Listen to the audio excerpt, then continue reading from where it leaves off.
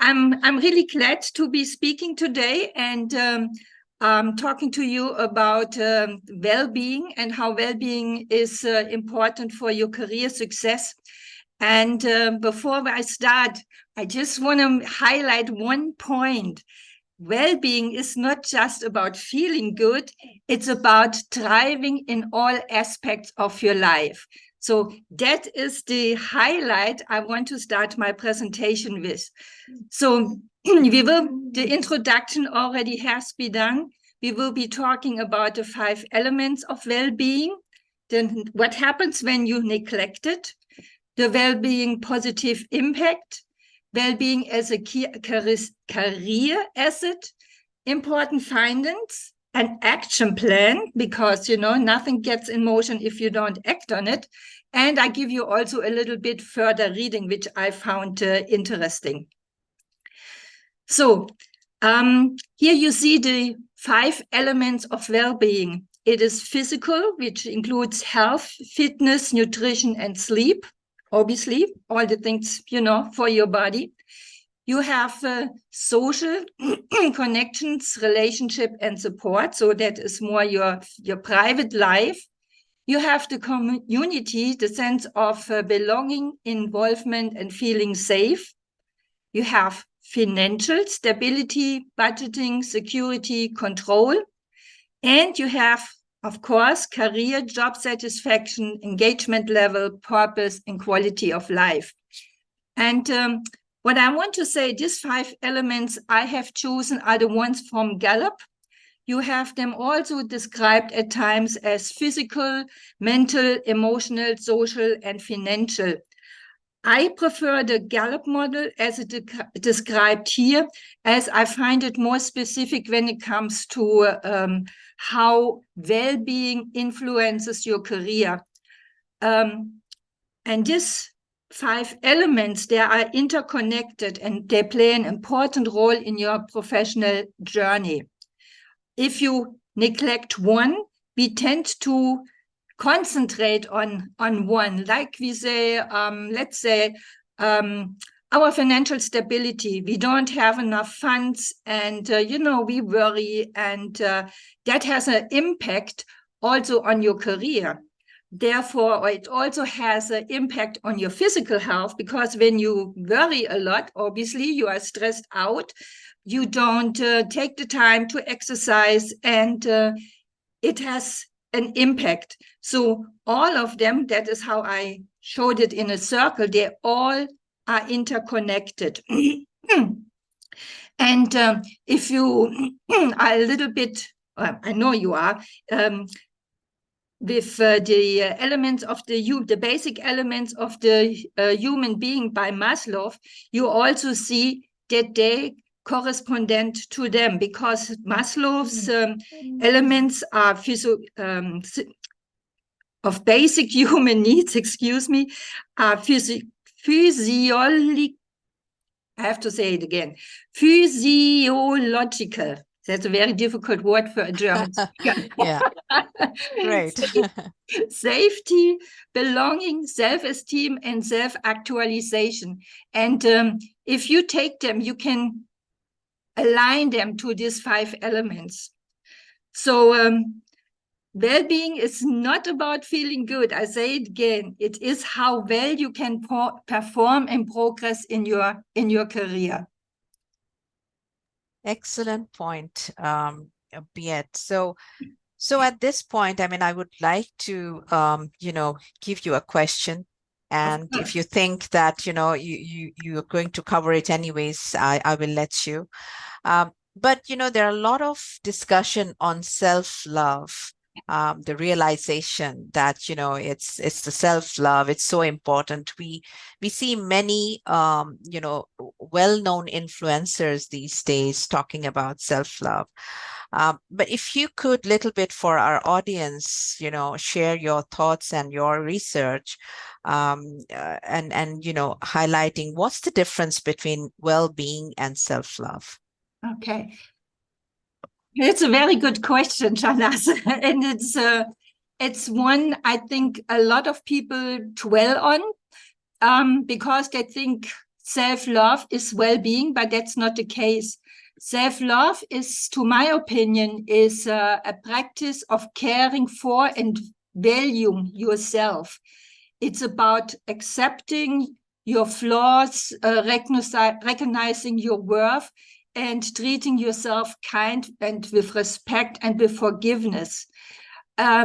It's more focused on your internal emotions, and it involves nurturing your self-esteem and self-confidence and acknowledging your needs and desires and practicing self-care. So having said this, well-being is broader and more and a more holistic concept that has various different aspects as described here. And it is about your overall health and life satisfaction. So it is not just concentrated on you personally, it has an outside aspect that involves, the life you're living.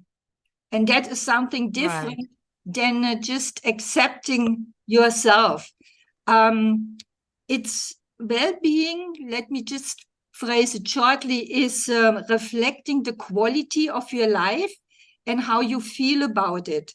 And that is the difference. So self-love is more concentrated on yourself, that you are able to accept who you are.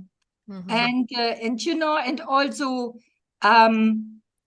don't scold you when you do something wrong. How often do we say when something goes wrong and you say, oh, I forgot that again. Yeah. How stupid am I, and just don't do it, because that's also part of my coaching a lot of times.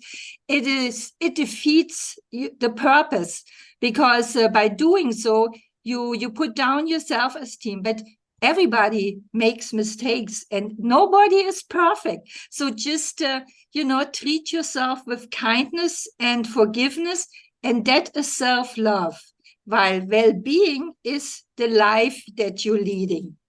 Right. So all these elements, as you pointed out earlier, includes in the overall well-being.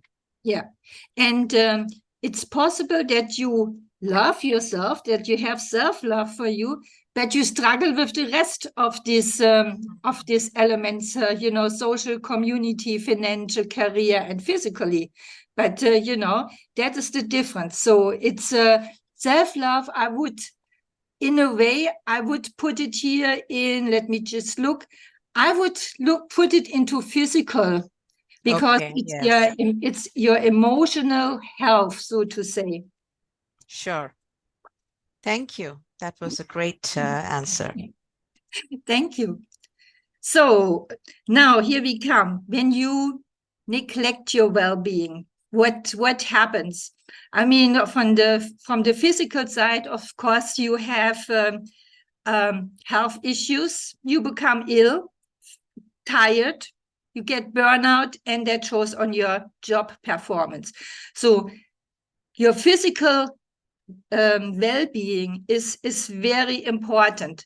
Obviously there are people who have a constant sickness, and they have to self-love and accept it, but they need also to thrive in the other elements, because the other elements, they're taking care of flaws that we have in other ones.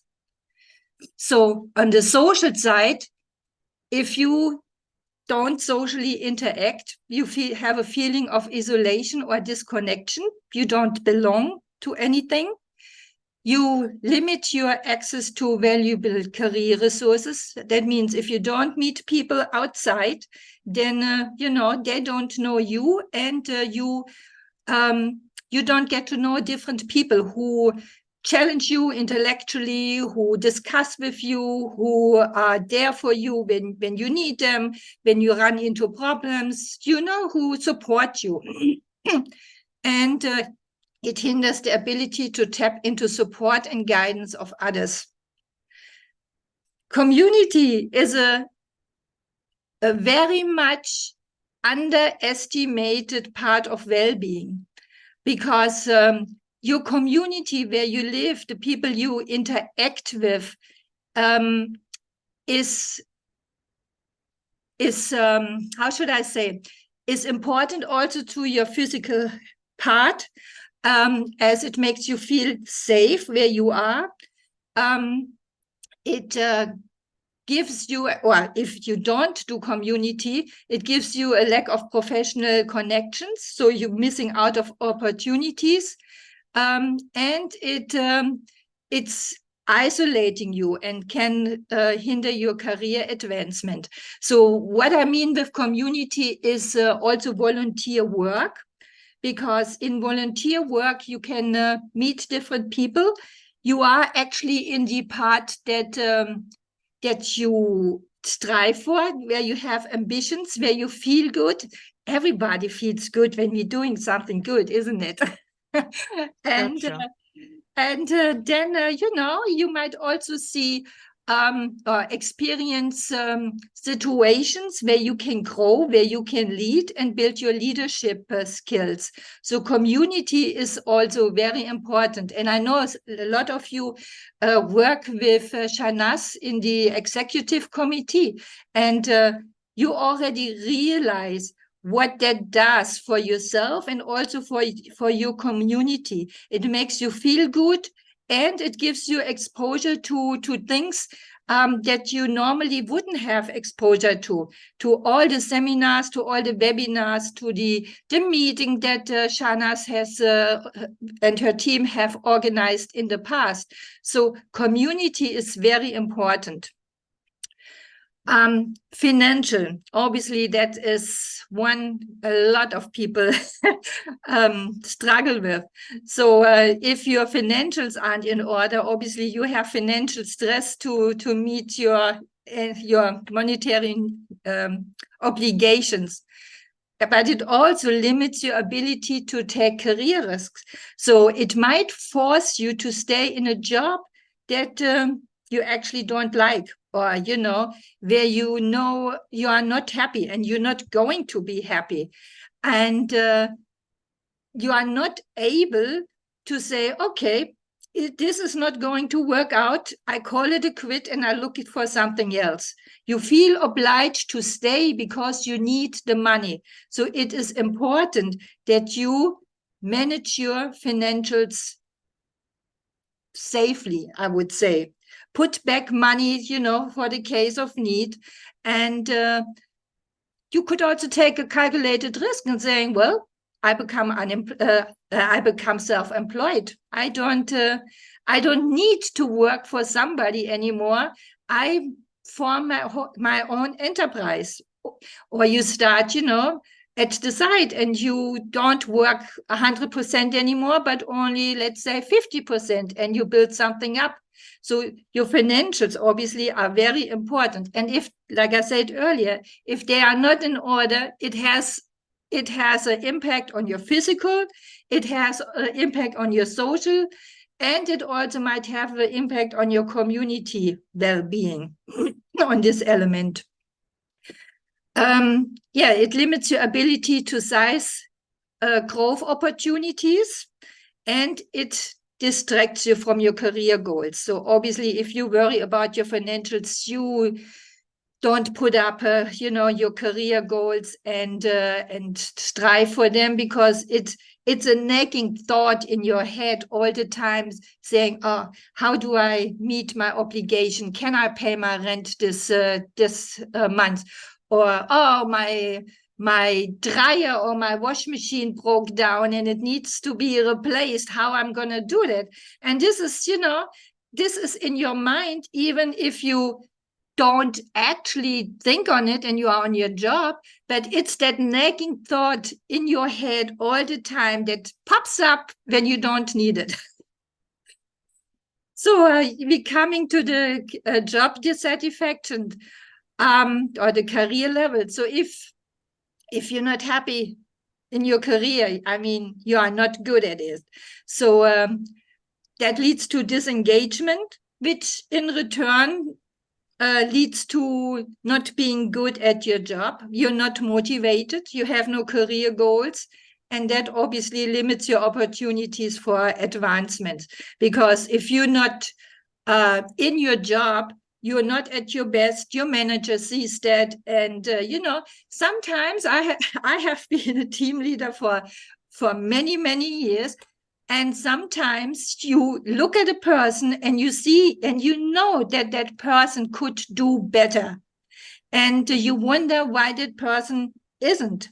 So what I actually did is I did sit down with that person and I discussed what is the issue, because you see if somebody is not happy, not motivated, is just doing the minimal, and you also have a feeling what that person is capable of doing.